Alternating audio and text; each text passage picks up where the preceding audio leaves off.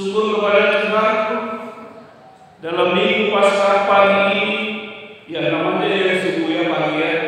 Saya kira pagi subuh tadi benar, karena saya ingat ya waktu saya masih SD tahun-tahun 70 atau 80 lalu saya itu ya, kami sama mama dan beberapa adik tiap pagi berangkat ke Jalan Raya Putih. Kami di sana dikubur di kuburan, kebetulan masih di sana tempat opung saya, bibi saya, dan adik saya. Kami ke sana terus pagi-pagi ya dengan ibu. Kalau bapak dulu nggak nampak entah mana. Ya bapak-bapak itu begitu ya, enggak begitu open dia soal itu.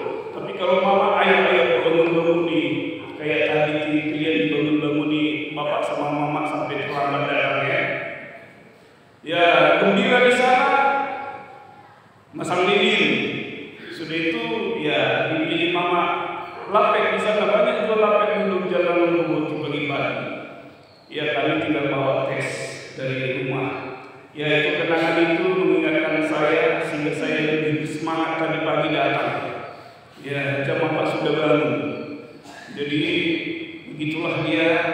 Tapi waktu itu walaupun ada nyanyian di kuburan sana dan ada khotbahnya, saya masih kecil belum tahu apa arti kebangkitan Kristus itu.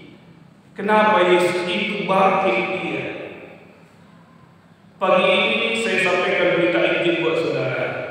Berita kabar baik bahwa Kristus bangkit dalam yang kita rayakan pada hari raya Paskah sesuai dengan judul khotbah kita hari ini adalah Paskah Tuhanku sungguh hidup.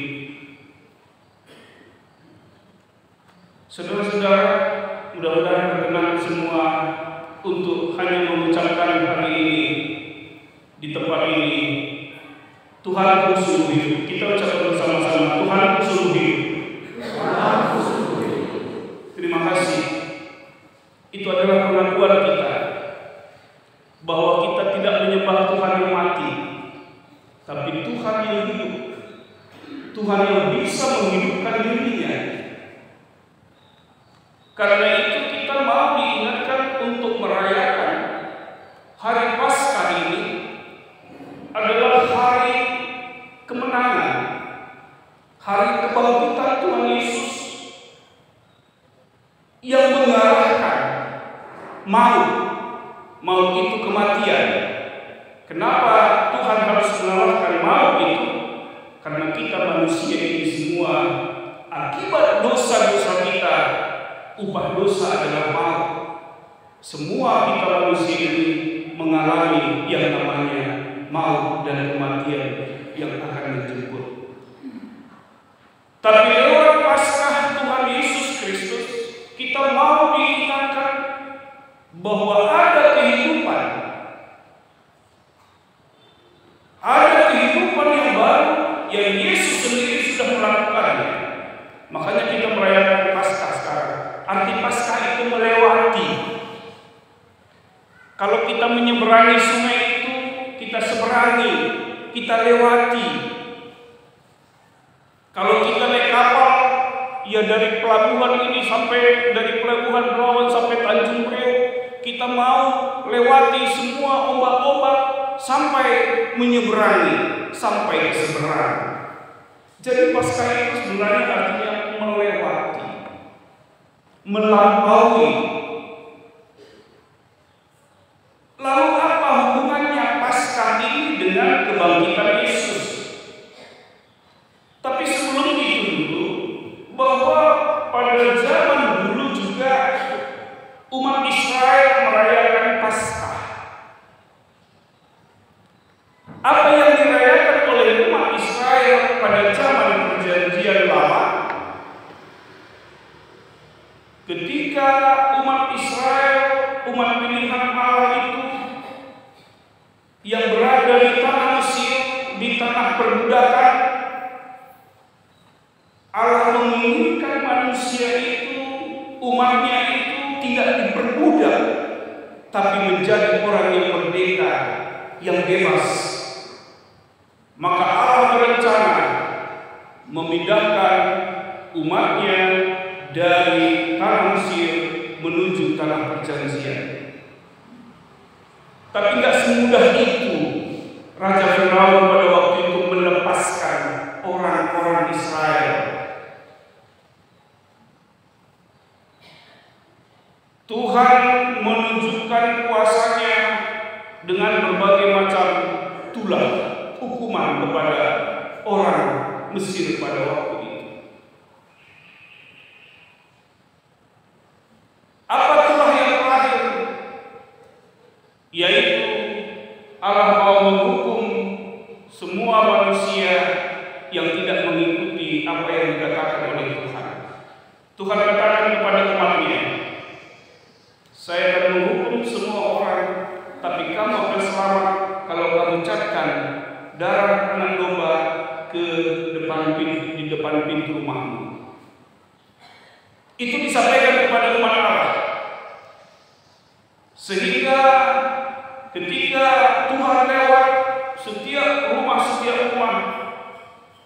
yang kena cat darah, tidak ada kematian di situ, kematian anak sulung. Tapi siapa ada rumah yang tidak kena cat, maka di situ akan terdengar suara tangisan karena meninggalnya anak sulung.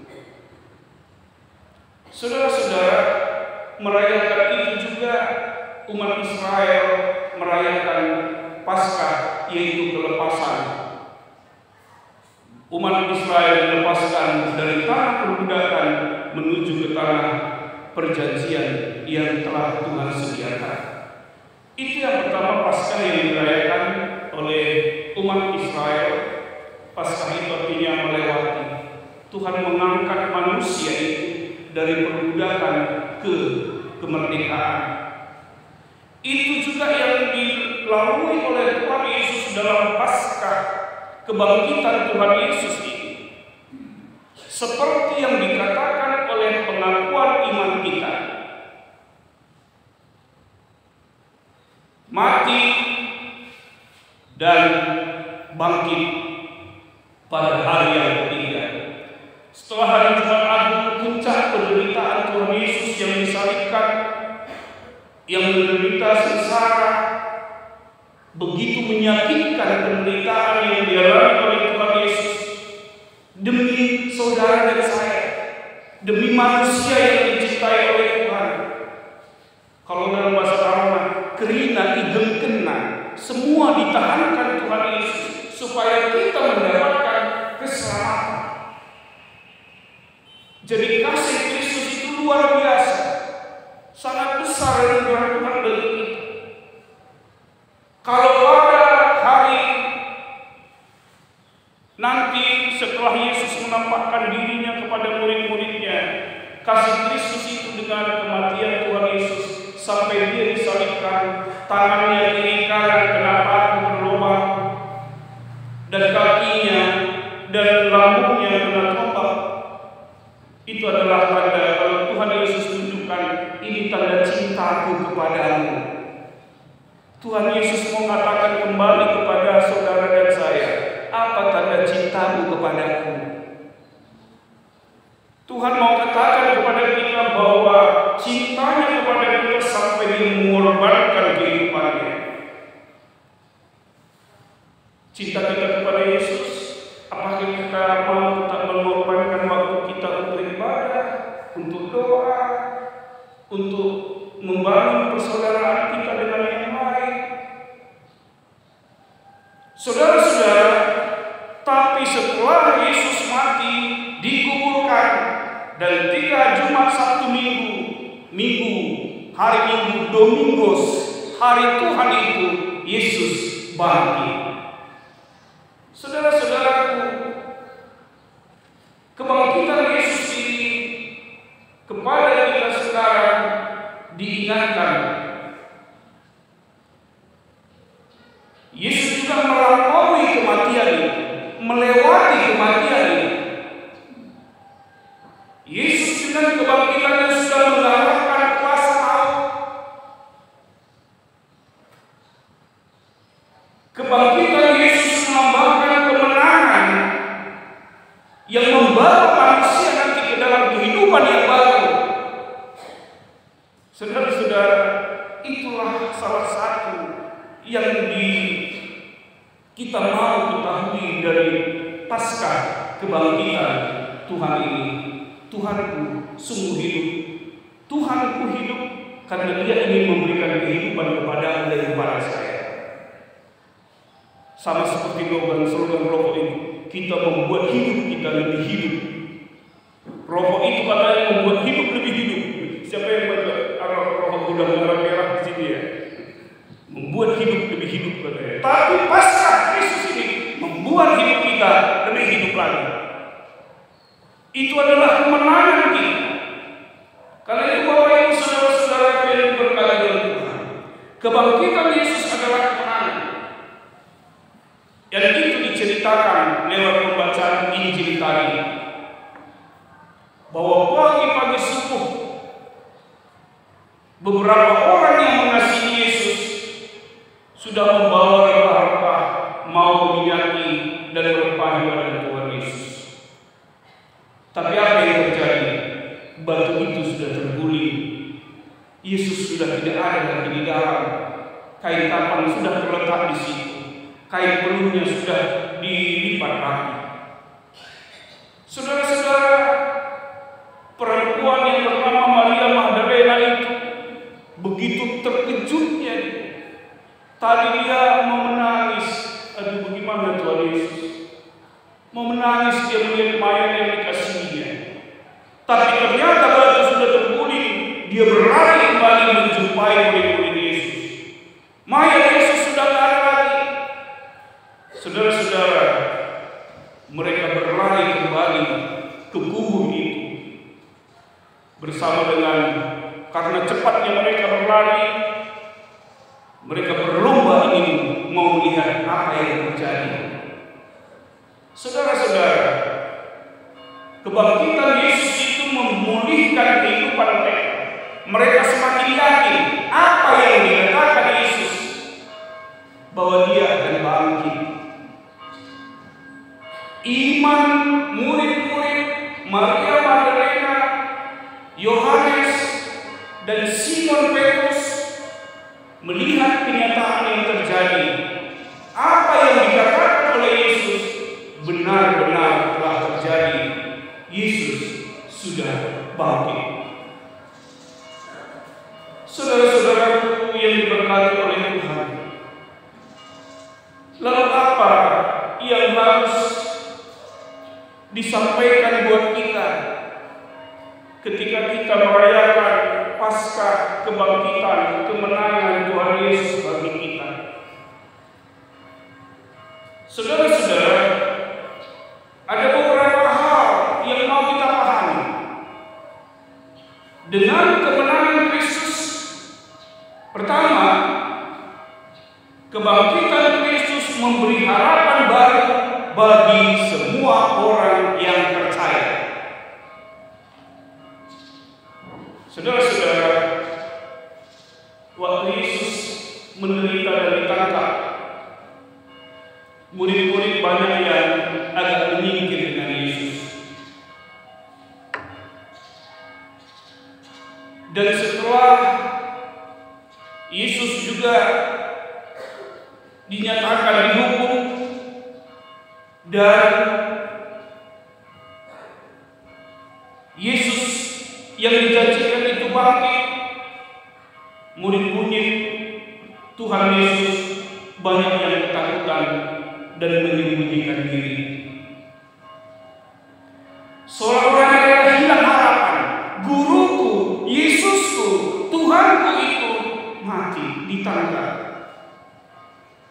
Sepertinya mereka sudah hilang harapan. Tapi dengan kebangkitan Kristus,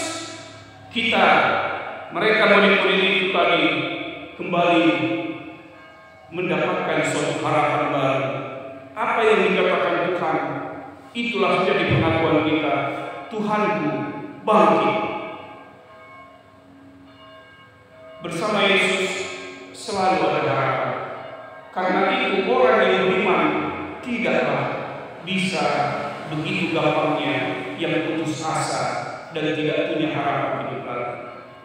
Ketika kita berbeban berat, sakit kita menanggung, semuanya anak-anak kita sepertinya sudah nggak bisa kita atur lagi. Kelihatannya kita sudah asa kita, harapan kita sudah. Mari kita bersama-sama bertekun kepada doa kepada Kristus. Ketika banyak hal-hal yang menyusahkan kehidupan kita, sehingga kita seperti hilang harapan, Kristus memberi harapan baru bagi kita. Itu yang kita imani. Ketika harapanmu sudah beberapa kali masuk lamaran pekerjaan belum dapat, tetaplah berharapan karena Tuhan Yesus akan selalu memberikan suatu harapan yang baik bagi kita. Yang kedua, Bapak Ibu Saudara-saudara, kebangkitan Kristus memulihkan kehidupan kita yang lama kepada yang baru. Kehidupan kita yang lama, tabiat-tabiat dosa itu, kesalahan-kesalahan yang suka caci-caci orang, yang suka laga-laga orang, yang suka bikin benci kepada sesama kita. Yang lama itu, mari kita kuburkan bersama dengan Tuhan Yesus, tapi akan dibangkitkan menjadi kehidupan yang baru. Saudara-saudara, yang ketiga, kebangkitan Tuhan Yesus itu menunjukkan kuasa yang luar biasa. Makanya kita mau yakini kuasa Tuhan Yesus sangat luar biasa dalam kehidupan itu. Karena itu kita percayakan kehidupan kita hanya kepada Tuhan kita Yesus Kristus. Terakhir, saudara-saudara dan saya adalah saksi kehidupan. Saudara dan saya juga sudah menjadi saksi kehidupan dan kebangkitan Kristus. Karena itu yang pertama tadi dikatakan, kita saksinya, kita mengatakan, Tuhanku sungguh hidup. Kita saksinya, kita beriman kepada Kristus. Mari kita tetap pegang teguh itu. Kita menjadi saksi-saksi yang oleh kebangkitan Yesus telah dikuatkan. Karena itu Bapak Ibu Saudara-saudara yang diberkati Tuhan dan yang sudah dimenangkan oleh Kristus, marilah kita sebagai gereja, sebagai tubuh Kristus, mempertunjukkan cinta kasih itu kepada keluarga kita, anak-anak kita, pada orang yang terdekat kepada kita, semakin hidup dalam kasih. Bagaimana kita mewujudkan kebangkitan Kristus dalam kehidupan kita? Mari kita bangun kerukunan kita di gereja kita, kerukunan kita bersama dengan saudara-saudara kita yang sudah berkelahi karena ini dan itu. Itu adalah tabiat-tabiat lama. Mari kita mau dirukunkan oleh iman kepada Kristus, dan selanjutnya kita mau menjadi pakai Tuhan menjadi alat damai. Saudara, tidak banyak yang kita boleh mengerti tentang kebangkitan Kristus. Hanya satu yang kita mau ucapkan, Tuhanku sungguh hidup, itu sudah cukup. Kalau Tuhanku sudah hidup, berarti Dia memberikan kehidupan dan harapan buat kita semua. Semoga Paskah ini memberikan semangat yang baru. Kita sudah bisa melewatkan karena Kristus menolong kita melewati dari perbuatan-perbuatan dosa kepada kehidupan yang baru. Ini harapan Kristus ketika kita merayakan Paskah kebangkitan Kristus pada hari yang berbahagia ini. Kiranya tetap Kristus ada dalam hidup kita. Yesus bangkit, kita bangkit, bangkitkan semangat kita, bangkitkan persekutuan kita. Inilah yang diinginkan Tuhan bagi kita. Amin. Terima kasih Bapa di surga. Kami sungguh bangga memiliki Engkau Tuhan Yesus, yang memiliki kuasa yang mengalahkan maut, Sebab tidak ada seorang pun manusia yang di dunia ini yang bisa menghidupkan dari kematian. Tapi kuasa Tuhan luar biasa. Engkau bangkit dari antara orang mati, dan engkau juga Tuhan Yesus, dalam nama Yesus, beberapa orang yang engkau pakai bisa juga membangkitkan orang yang mati. Tuhan, kuasa-Mu yang sungguh luar biasa, itulah yang sekarang kami imani, supaya kami tetap mempercayakan hidup kami bahwa apapun yang terjadi dalam hidup kami di dunia ini, pertolongan Tuhan, bantuan Tuhan yang hidup, yang berkuasa akan sampai kepada kami. Terima kasih Tuhan, berkatilah hati kami, supaya hati kami menjadi tanah yang subur, yang tetap Tuhan tanam dengan sabda-Mu dan bisa memberikan hasil yang baik, yang berbuah